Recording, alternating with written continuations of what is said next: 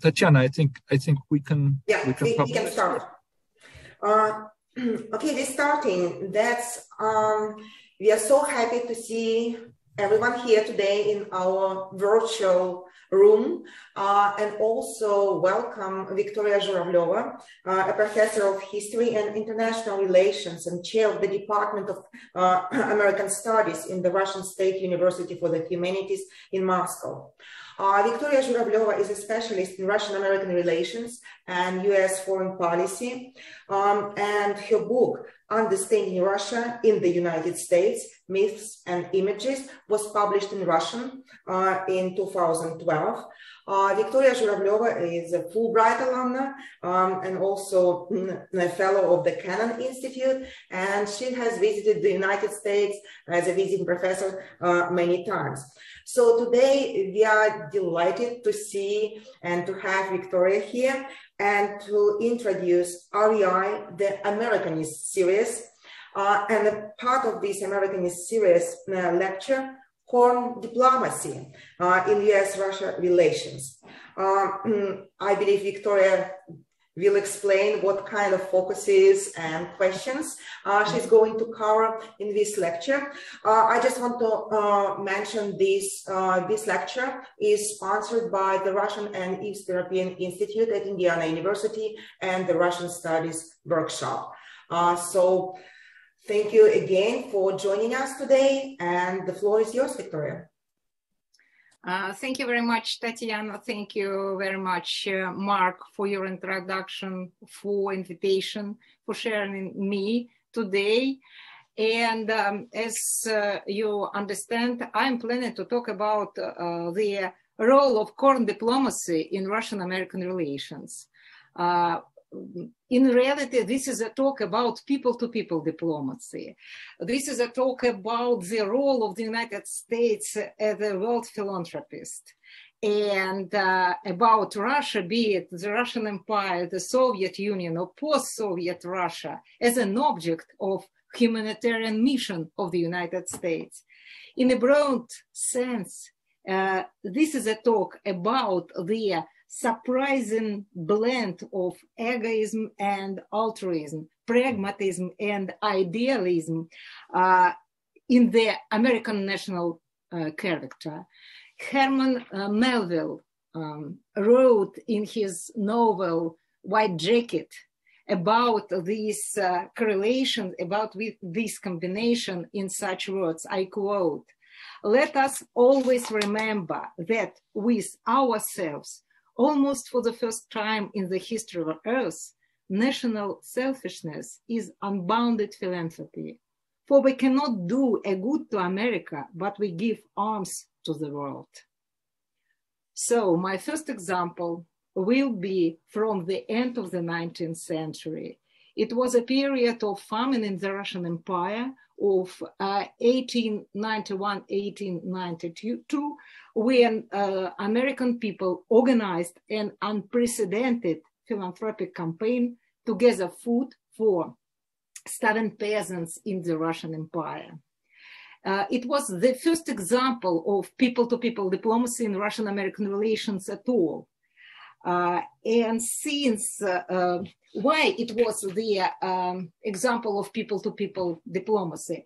Because assistance came from private groups and ordinary Americans living in various states and carrying out all the work of gathering food locally and without the intervention of American government. And also, this is the first example of large-scale international humanitarian action of the American Red Cross. The movement began in December 1891, thanks to William Edgar, who was editor of a weekly commercial journal, Northwestern Miller. And he headed the first relief committee that was organized after Governor appeal. Very soon, this committee combined its effort with the committee, the Corn State, Nebraska. The governor of Nebraska emphasized the fact that participation in this movement would call, I quote, call the attention of the world to the corn products of the United States. So in December, the first tender opened to equip a ship with food for Russian peasants. A second big center sprang up in a second corn state, Iowa, at almost the same time. This was at the initiative of Benjamin Tillinghast, editor of the newspaper, the Davenport Democrat. The committee worked in close connection with Clara Barton, the president of the American Red Cross, which was gathering money contributions.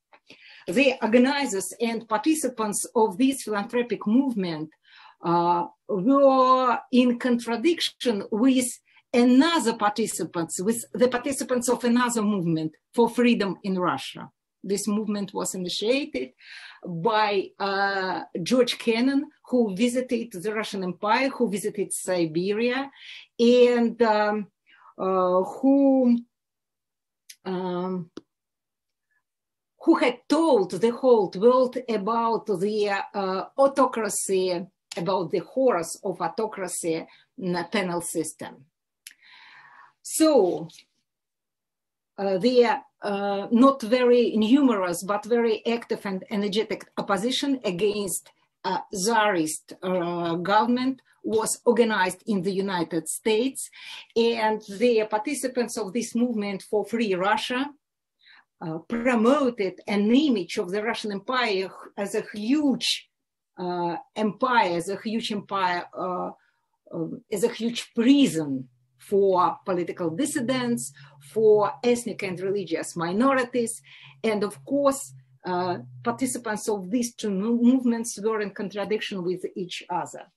And discussion of the financial support within the US Congress reflected these two approaches to the question of the help during the Russian famine of 1891-1892. All in all, the Department of the Navy was not given the money to pay for the ship. However, neither the criticism on the pages of the press nor the congressional decision could stop the movement. Its participants felt that this was a question of humanity, not politics. They wanted to show the whole world that Americans were not simply a nation of businessmen, merchants, or moneymakers, that they were noble and big-hearted. So they decided to transform the movement into a purely popular undertaking. At the beginning of March, the committees of Minnesota and Nebraska successfully completed their work, equipping the ship Missouri to be sent to Russia. In Nebraska alone, they gathered 1,350,000 pounds of corn flour and grain. The cargoes were decorated with slogans, I quote, "Nebraska can feed the world," "Nebraska to Russia," "Live and help live," "King Corn of Nebraska to the Tsar of the Russians." Prosperous Nebraska extends greetings and sympathy to the famine-stricken Russians. Patriotic Nebraska with gratitude for Russia's sympathy for the Union in the dark days of war. Every sack of grain came equipped with instructions in Russian on how to prepare dishes with corn flour. In total, 2,000 tons of wheat and corn flour and grain were loaded onto the Missouri. This ship belonged to the Atlantic Transportation Line, which relieved it of freight duties. Railroad companies did not charge for the donated grain.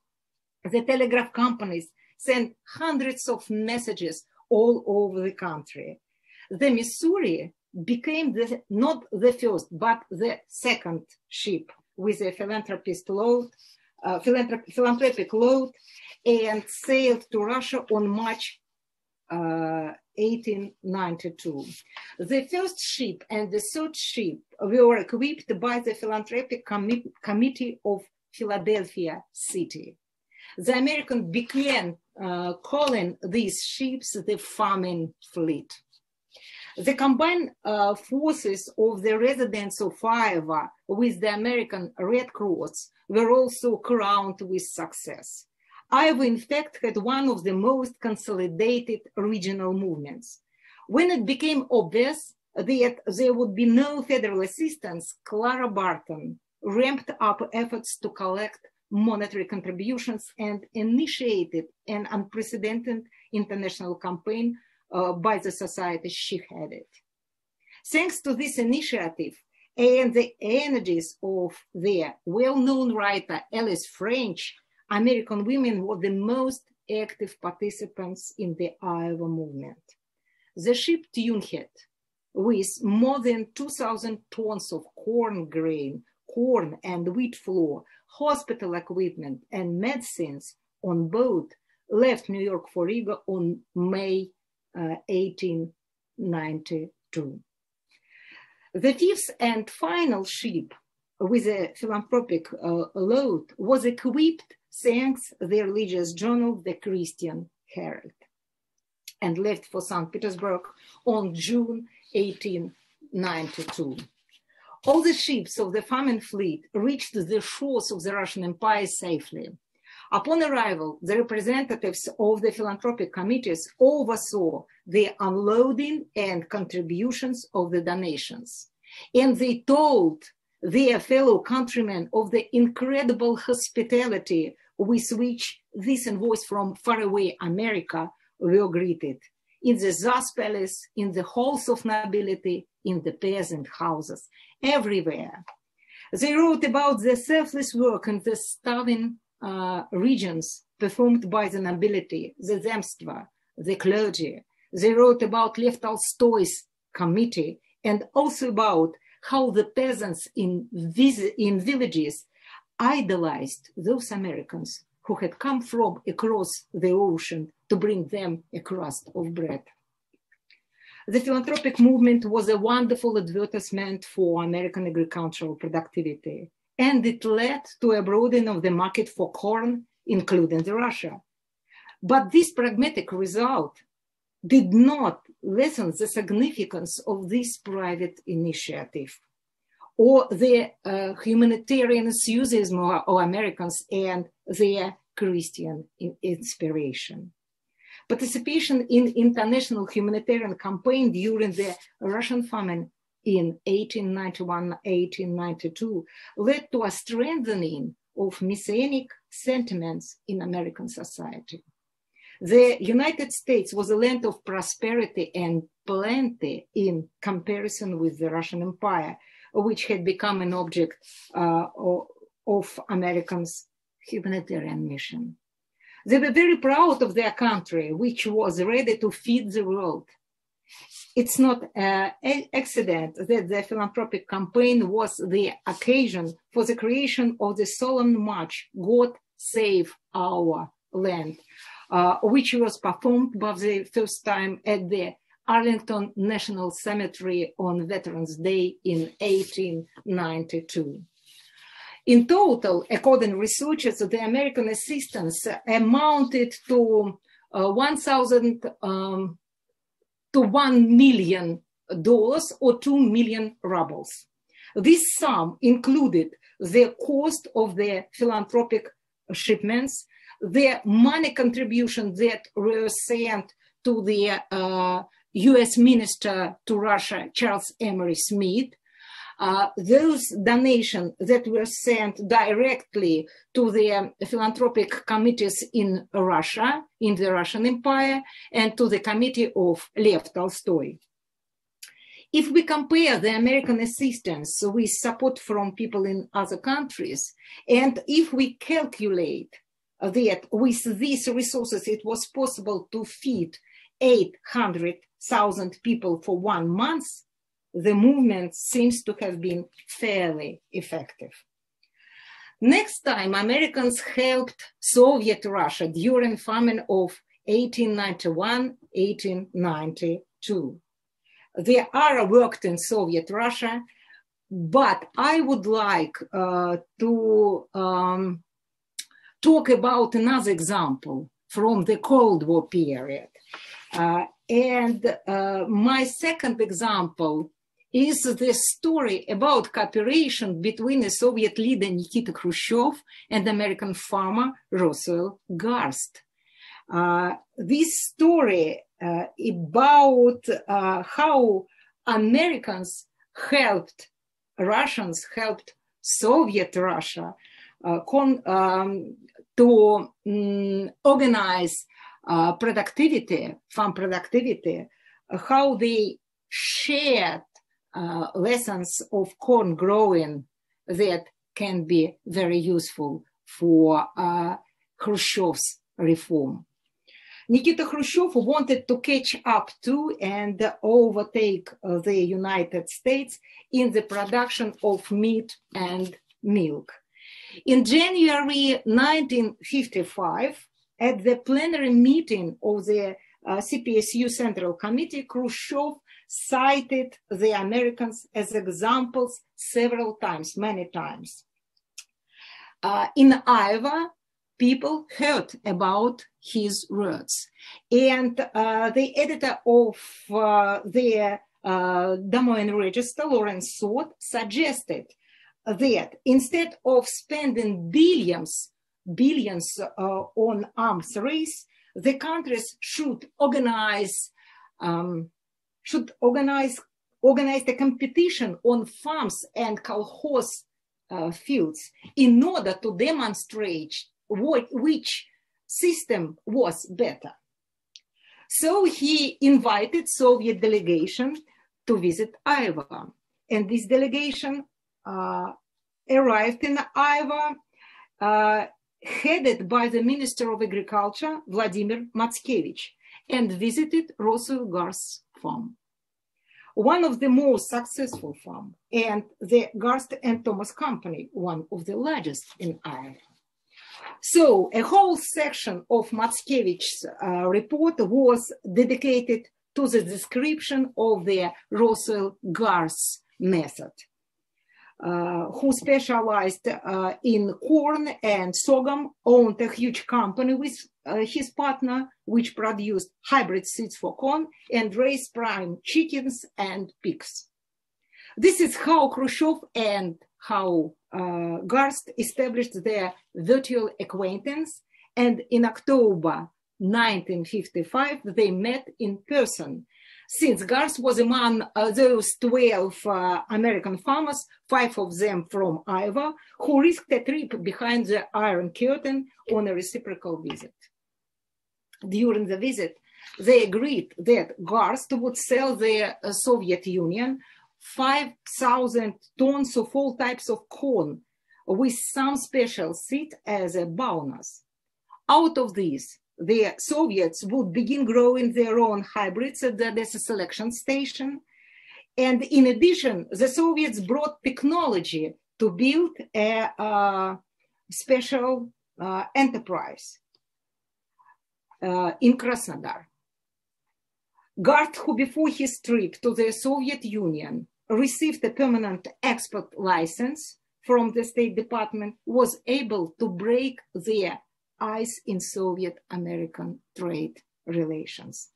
Of course, this is not without real benefit for himself, because Garst was a businessman and not a communist, as the FBR tried to label him, inviting for discussion because of his very frequent trips to Soviet Russia.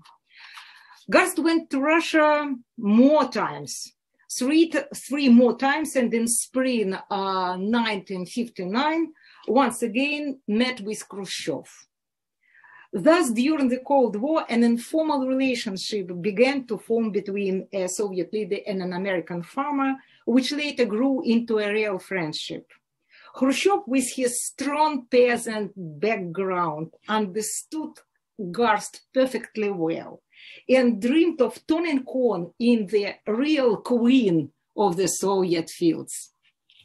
And during his trip to the United States in September 1959, in between speeches in the United Nations General Assembly and his visit to Dwight Eisenhower, he decided to visit Russell Garst.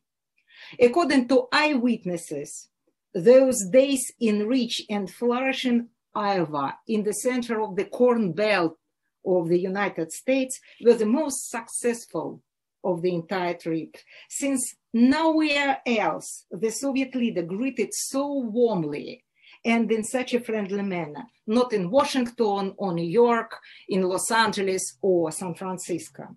The local press declared the 22nd of September Khrushchev Day in the Midwest. Khrushchev himself acknowledged that it was the high point of his American trip.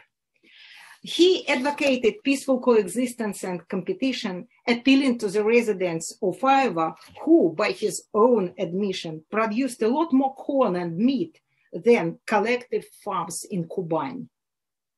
In connection with Khrushchev's arrival, Garst Farm was in the center of world interests. Hundreds of journalists and photographers visited Garst Farm. As Sergei Khrushchev son of Nikita Khrushchev, remembers it, Garst did a great job of showing of his accomplishments. My father could only grant, if only we could do that. Khrushchev dreamed of supplying the Soviet people with meat, and Garst set about helping him to do this. He announced to a New York Times correspondent, I quote, "Mr. Khrushchev's primary interest is to find out why 12% of the people of the United States can produce enough food for the 100%. He is interested in finding out how to produce a better diet with less and less people. This is what I basically intend to help him discover. This is what he basically wants to know." Garst taught the Soviet leaders the lessons of corn growing and of using the corn meal in animal husbandry. Khrushchev listened to him with delight. And during the inspection of Garst corn calibration plant, the now famous photo was taken. Khrushchev stood shoulder to shoulder with Garst with a corn cob in his hand, confirming Garst's idea that two farmers could settle the problems of the world faster than diplomats. Meanwhile, the corn epic had begun in the Soviet Union. Warm-loving corn tried to grow everywhere in the USSR, from Kazakhstan to Taimyr, not just in the south. Khrushchev became over-enthusiastic about introducing this valuable new cereal crop, which was not able to replace traditional grain. Even though Khrushchev's visit to Iowa had not led to Soviet-American agreement and the Soviet kolkhozes had not adopted Garst's method, it was not made in vain. As Garst shared his knowledge about corn cultivation, he was acting as a citizen diplomat, just as the Iowa and Nebraska farmers did before him. In general, the story of corn diplomacy has an important lesson to teach us. Thanks to the corn diplomacy, people on the two sides of the Atlantic got a chance to get to know and to understand each other better. And in reality, this is a common history of Russians and Americans, as well as American help during Russian modernization, economic and political one, be it the period of Nicholas I or Nicholas II, be it the period of Stalin's industrialization or Khrushchev's reform. This is story about Russian help to the United States and to American people during very critical period of American history, be it the War of Independence or the Civil War. This is a story about the help of Russian immigrants to promote and to develop the American culture, American ballet, music, and cinema, as well as technology, business, and science. This is the common history about cooperation during the First and the Second World War and during the global war against terrorism. And this is important knowledge for us today, for politicians of the both countries, because the dialogue between countries realized in different forms. And this is not only the story about contradictions, about the Cold War, about the differences in political systems and value-based approaches to the events on the other side of the Atlantic. This is a story about cultural exchanges, exchanges of ideas, about better understanding of the people of the two countries and the desire of these peoples to know each other better and to study each other better. I suppose that I need to stop here. Mark, you mentioned that I have 30 minutes, around 30 minutes. So this is 30 minutes, but I'm ready to answer questions. In reality, this topic is a part of my new book, The Common Past of Russians and America. This book will be soon issued by the RSUH Press, Russian State University for the Humanities Press, both in Russian and in English, and accompanied by 13 videos. So it will be soon, and this is one of the stories that you can find in this book. So I'm ready to answer questions, to discuss different aspects of these problems, anything else. Thank you so much. Thank you so much, Victoria. And we have questions in the chat, and Marco already posted this in the chat. So if you have any questions, comments, you can type them in the chat, or also you can raise your hand and ask questions in person. Let's just take advantage of this. So Victoria, we have one question that's about corn in the Russian agriculture. Was corn maize traditionally grown in Russia? And the question from Michael Goodman, and also Joy Klinger adding that about some recipes for Georgian or Russian cornbreads, and actually when corn was introduced to the area. So if you can maybe give some comments. In Bessarabia, yes, thank you, Tatiana. In Bessarabia, it was traditional area for corn growing, but a large scale acquaintance with corn production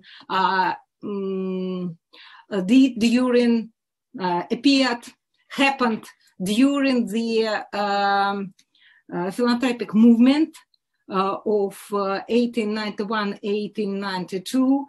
And I would like to remind you the story about American agronomist Michael, who visited Bessarabia before the First World War, and who organized a special center to teach Bessarabian peasants lessons of productivity of their selection. And he did it. He found supporters among nobility, among clergymen, and first of all, among young peasants.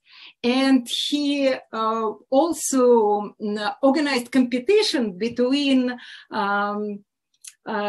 children of these peasants, and these children's helped to organize small selective centers and demonstrated the real results of the selection method. So in Bessarabia in reality is the area for corn growing, traditional corn growing in the Russian Empire. This is the south part of the Russian Empire. So this is my answer on this question. Thank you, Victoria. We have more questions and comments in the chat. So you can maybe take a look at these. And also, yeah, we have kind of more like a comment from Laszlo. Laszlo, would you like to make his comment in the live version of that?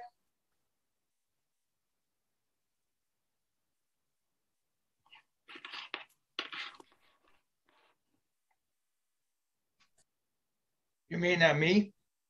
Hello.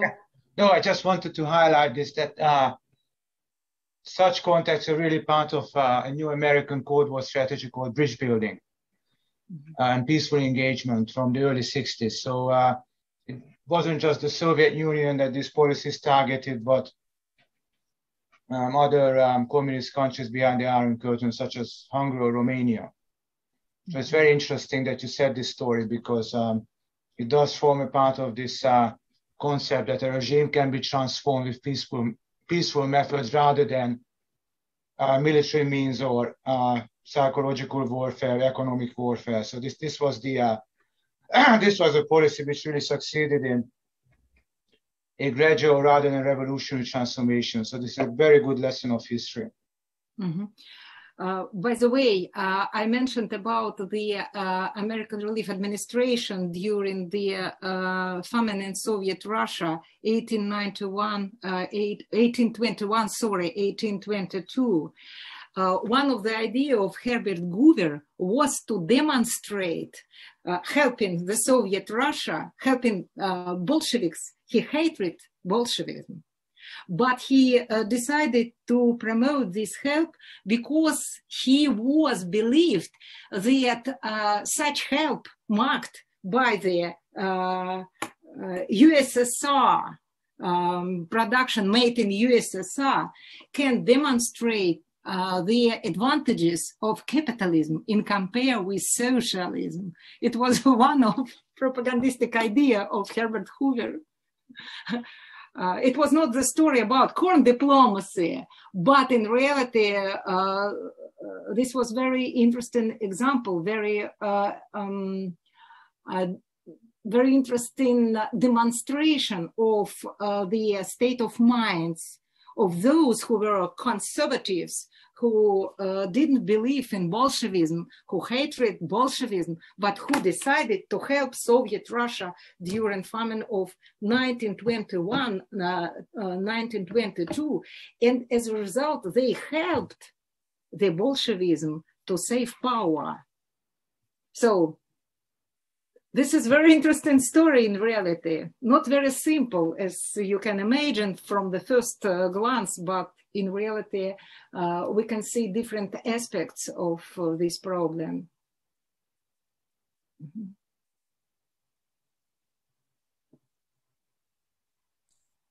Mark, you don't need to raise your hand. You're a co-host here, so you can take all power. Polite.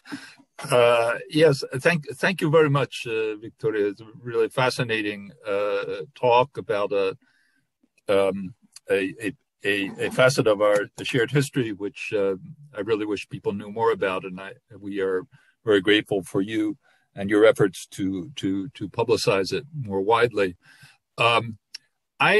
I'd like to ask a question about actually the impact of the campaign to encourage corn production throughout the Soviet Union. I think those of us who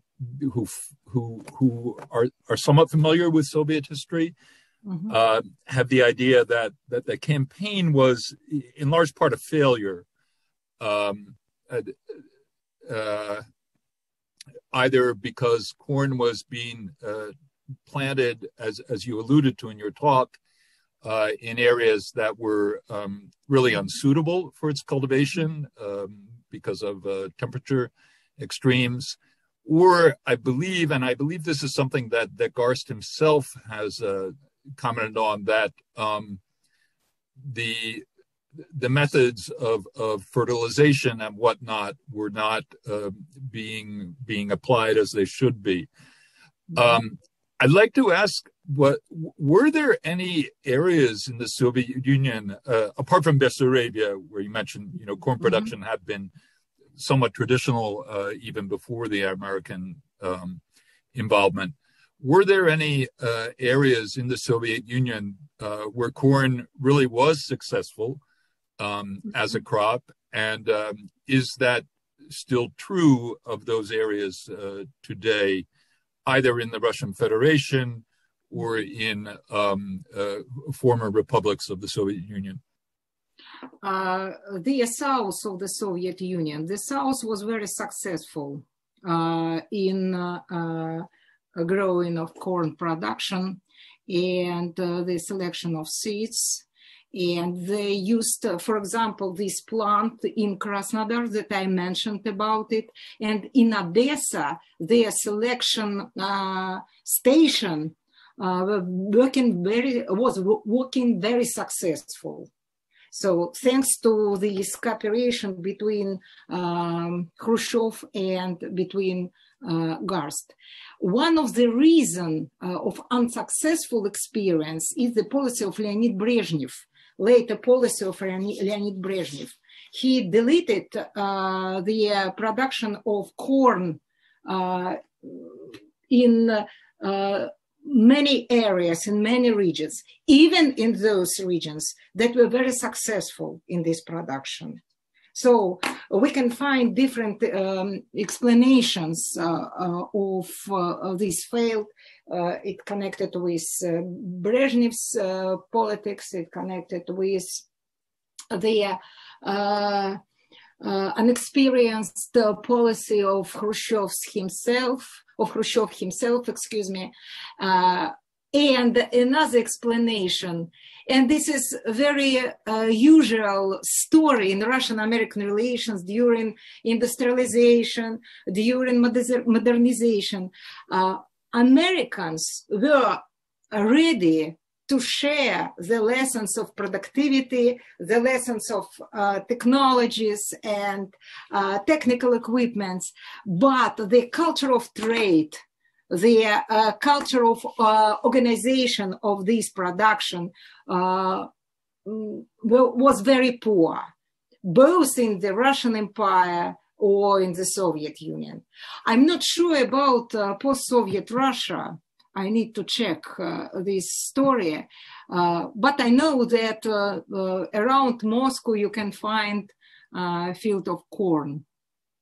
And this is not corn for meal, as everywhere in the world know about. This is a corn for pigs, because Khrushchev decided to grow this corn to hide the productivity of this farm husbandry. So this is the story of, this story is a part of broad story in Russian-American or in Soviet-American relations. So are you suggesting then that as a result of the campaign, the corn campaign in the Soviet Union, that it did factor into an increase in the production of meat in the agricultural industry? No. In reality, it was not the result. So in this case, Khrushchev's visit to Iowa was not very successful if we are talking about the level of productivity. And of course, the Soviet Union couldn't caught up and overtake America. No. But in broad sense, this is a very interesting story, as the Khrushchev's visit in whole. We know, and I suppose that you know many books, authors of which mentioned that there were no any results of this visit. So no agreements were signed, so they couldn't find opportunity to correlate their actions and so on and so forth. But I suppose, and I can suggest, that this visit was very important for the future, for better understanding between Khrushchev and Kennedy, especially during the Cuban crisis. We don't know exactly what can happen if, for example, Khrushchev didn't visit the United States, have not visited the United States before that, because he looked at American people, and Americans looked at Khrushchev, and he visited many places, and he understood the advantages of the United States. And he was trying to use these technologies in agrarian sphere for the development of America, of Soviet agricultural section. So different results. Thank you. Mm-hmm. May I ask a question too? Because we usually, when we discuss this corn diplomacy, we mention Khrushchev, we mention several very important figures in this conversation. But can you elaborate a little bit more?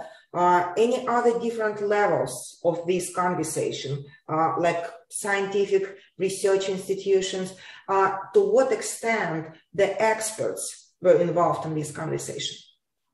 Thank you very much for this question. Before the October Revolution, at the end of the 19th century, at the beginning of the 20th century, began the exchanges of ideas, of agricultural ideas. Special centers and special selection centers, agrarian centers, were organized both in the United States and in the Russian Empire. Delegation were sent on the other side of the Atlantic. For example, the Russian specialists decided to promote Russian production. For example, the special sorts of wheat that were very useful for the development of Great Plain. And they did it in the United States. After the revolution, during the Soviet period, of course, were organized the exchanges of agrarian ideas and delegations were sent. But we need to understand that during the Cold War, these exchanges began only at the end of the 1958, at the beginning of the 60s, after the Lacey-Zarubin Agreement and the beginning of cultural, academic, science exchanges. I know that some experimental stations were organized in the south of the Soviet Union, and Krasnodar was one of the most successful among them.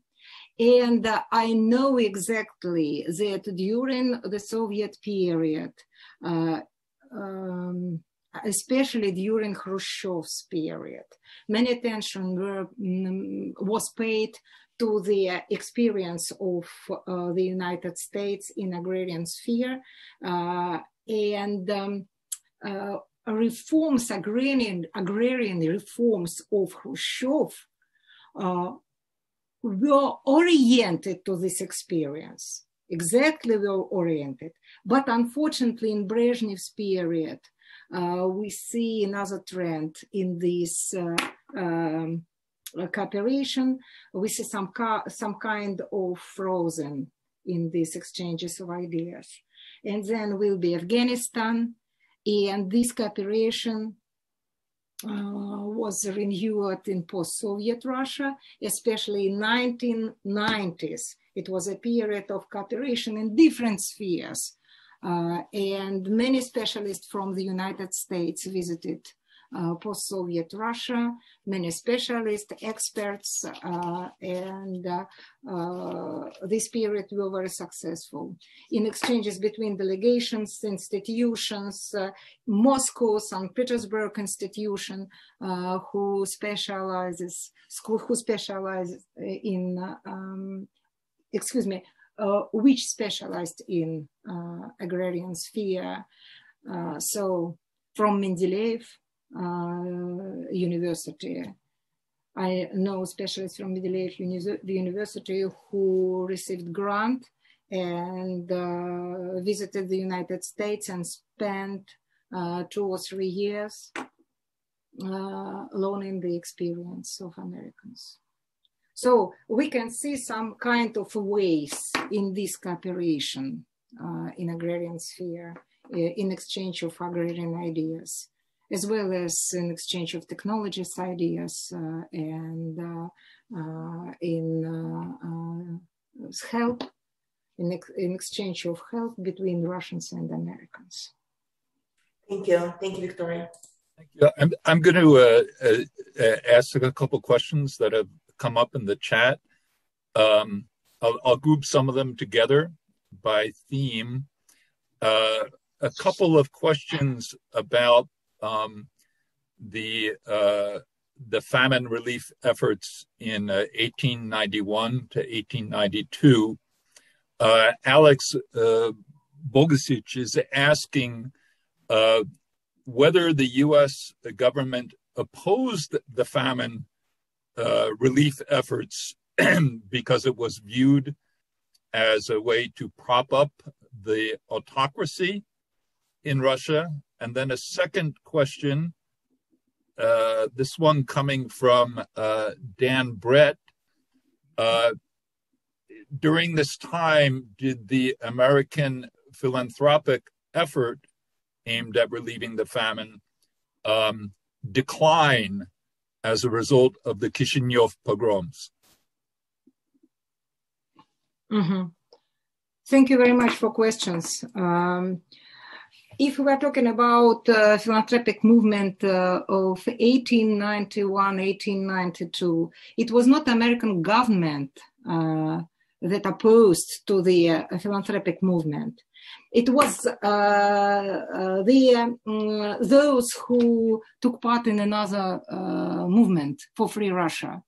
And that is why during discussion in the US Congress, many representatives liked to underline the idea that American Republic didn't have opportunity to help the autocratic Russia. And that is why, because of this discussion, the Department of Navy did not receive financial support to send this cargo to the Russian Empire. And that is why the participants of the philanthropic movement decided to do all this work themselves without government help. So it was not American government, it was part of American society that began to create another image of the Russian Empire as a prison. I mentioned about it as a prison, huge prison for political dissidents, for ethnic and religious minorities. In reality, it was a period of friendship between the Russian Empire and the United States. Until the end of the 19th century, this traditional friendship existed, although after pogroms of 1880s in the Russian Empire, after George Kennan visit the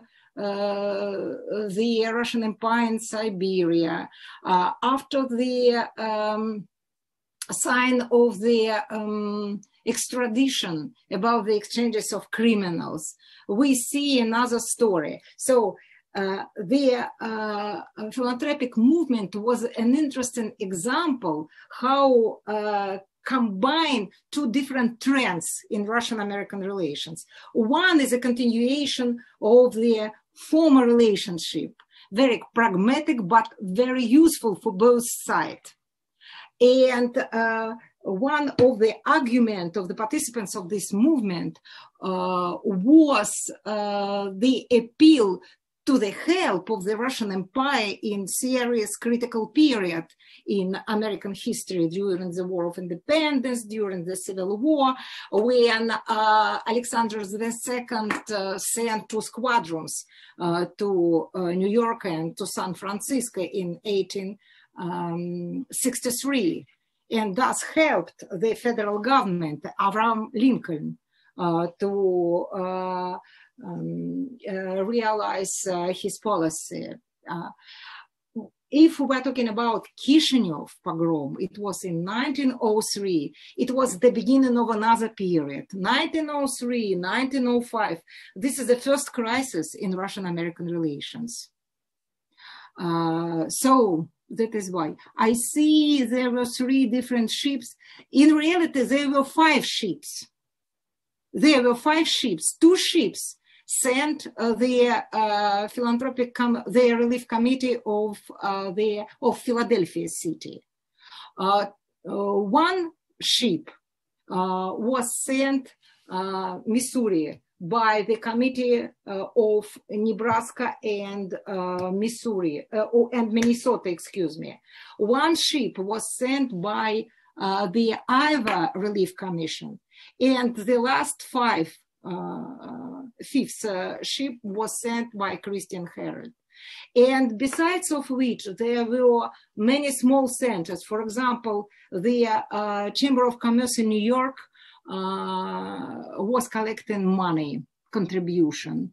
There were small committees that decided to send money to more biggest center or to buy some cargo for these ships. So in reality, there were five ships. And American called these five ships the Famine Fleet. And all these ships delivered their cargoes to the Russian Empire, to Libava, to Riga, and the fifth and final ship visited St. Petersburg port, and the name of the ship was Leah.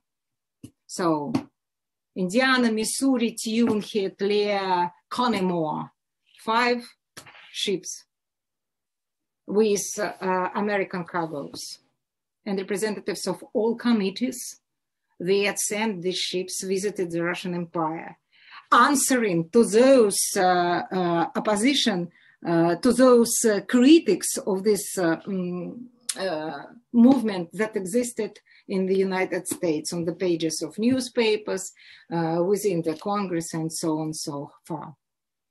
If, for example, we compare this movement, movement of 1891, 1892, and the movement of 1921, 1922, we can say that in comparison, the help to the Soviet Russia was organized by the American government, by the American Relief Administration. And American Relief Administration was center of all donations and organized really a scaled campaign, scale campaign. So people-to-people diplomacy, the example of people-to-people diplomacy, this is the philanthropic movement. But you are right that the Jewish pogroms had real impact on the image of the Russian Empire. And the mass Jewish immigration created the base for this large-scale campaign against the Tsarist government in the United States and against the Tsarist regime. And it was one of the explanation, for example, for Jewish community in the United States to help Japan during the Russo-Japanese War and distributed loans for Japanese government in the United States. So the Kishinev pogrom, this is the beginning of another story, another period. So this is my answer. Another question from the chat. This one from Michael Goodman, returning to the corn diplomacy of the mid 1950s and further. Michael asks, was the capture of Francis Powers by the Soviets in 1960, did that have any kind of an impact on the friendly cooperative relationship that had been fostered through corn diplomacy? We've already discussed this aspect, and I emphasized that from my point of view, in my opinion, although this visit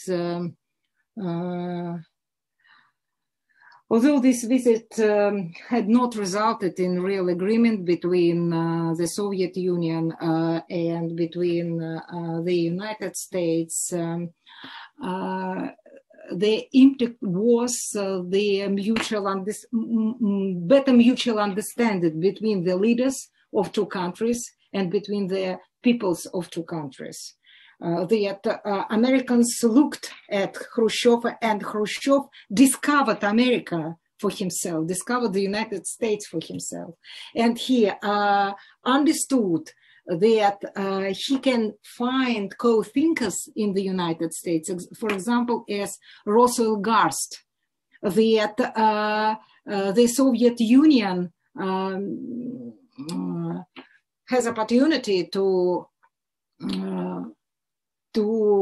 find very interesting examples of how to do the agrarian sectors more productivity.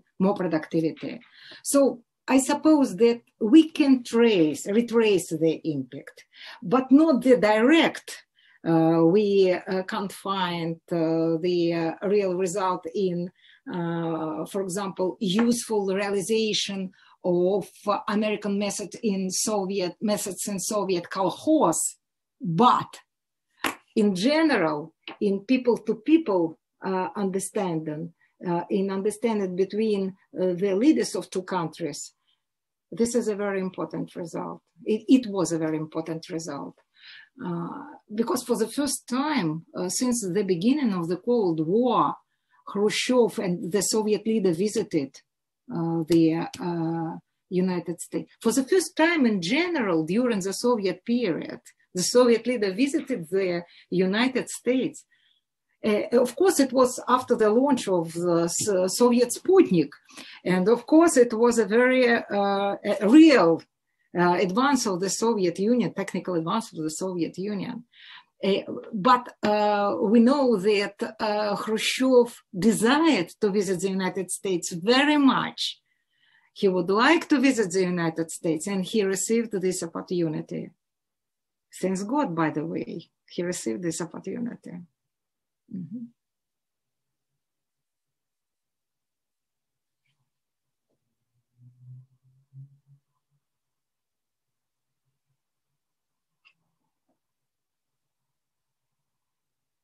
I have another question from Bethany Ramashov. She apologizes if the question is too abstract, but asks, given your work on images and myths more generally, do images of mutual goodwill and idea exchange, like corn diplomacy or perhaps lend-lease, tend to retain their positive associations domestically over time? Or are they typically revised and reinterpreted as the political context shifts? she also thanks you for a great talk. I agree with the second idea. This is the last idea. It depends on the climate of Russian-American relations. I remember the period of Medvedev presidency and cooperation between Medvedev and Barack Obama. And I can remind many publications about cooperation between Russia and the United States, between the Russian Empire and the Soviet Union. And politicians and journalists and diplomats on both sides of the Atlantic were talking about this story, about this common past. I remember that John Byerly visited my conference at the Russian State University for the Humanities, and he mentioned about the Russian fleets near the shores of the United States during the Civil War. So, it depends on the domestic agenda, on the domestic situation, the attitude, for example, toward Khrushchev and Khrushchev's period and his politics. In this situation, we can see changes in perceptions, in interpretations, and we can retrace this every time in different period. If we are talking about the period of contradictions, peoples on both sides of the Atlantic side, first journalists, media persons, politicians would like to remember about the legacy of the Cold War, about the differences in political systems, and try to create value-based approaches to relationship with other country.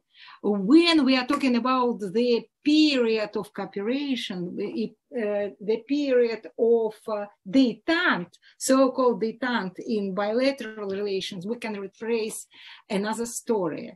We can see the multifaceted images of another country, and of course, the desire to study another country and to remind those periods when the exchange of ideas helped each other, when the exchanges of secrets of technologies or the export of culture helped each other. So yes, of course.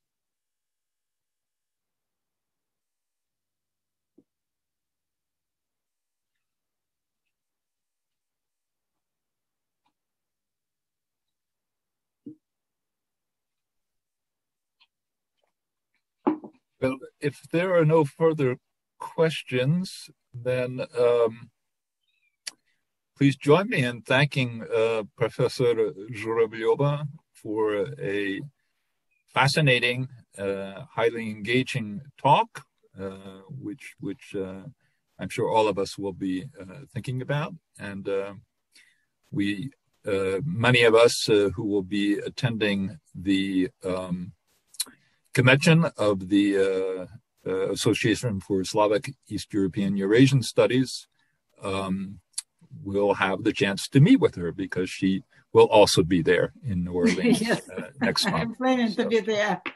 Yeah. Look very forward to seeing you then, Victoria. And thank you so much for sharing your thoughts with us today. Thank you very much for your invitation and for this talk.